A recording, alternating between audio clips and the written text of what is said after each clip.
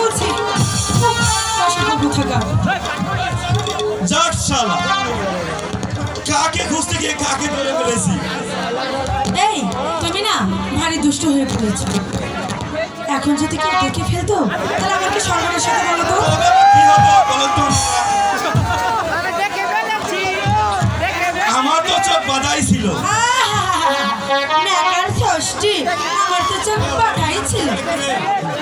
বিশ্বাস করো ময়না, ওই শালা মদন আমাকে চোখ বেঁধে দিয়ে বললো, কি বললো? এবার ধর তো। হ্যাঁ? তাই তো তোমাকে এসে ধরে ফেলেছি। যাকে মদনের মতন তুমিও তো আমরা আপনজন। তোমার অতি আপনজন হতে আমার বয়ে গেছে।